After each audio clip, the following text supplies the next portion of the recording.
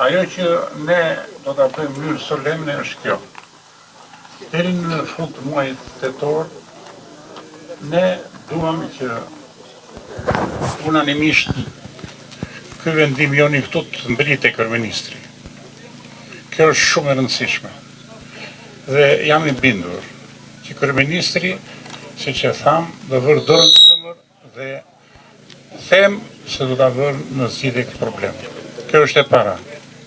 E dyta, ata që kanë iniciuar një 3 kilometrësh që është për të hedhur hi syve, që jenë të lutur ta bëjnë me standarde se ne do bëjmë oponencë me inxhinierët tanë dhe do ta mbrojmë rrugën, se ç'kuptim ka të fillojë rruga edhe më para të priçës sa të fillojë.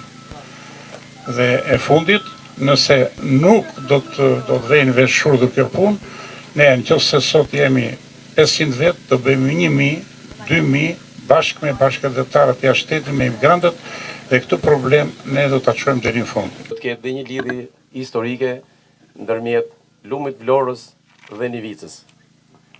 Në gjithë këtë rrugë janë 7 fshatra.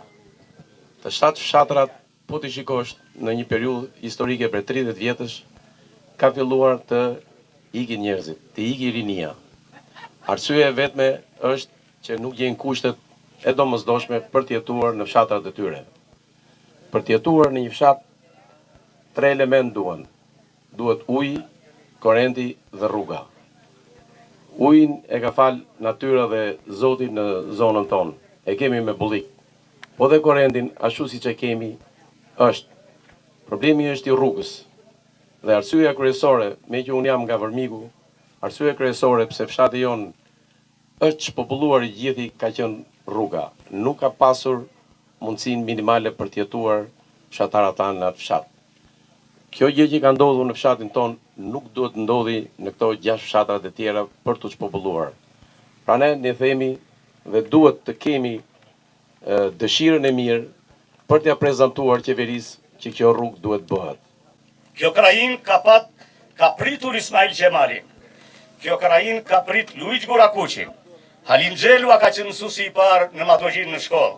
Është krahin e komandave dhe spitaleve të luftës, e shpellave, e kalave, e mozaikëve të lashtë, e ujit kristalt, e mbështetur me krenari në 2 male, Tartar dhe Çipin. Është krahin që ka të paktën 1500 familje që jetojnë këtu, edhe në gjithë Shqipërinë.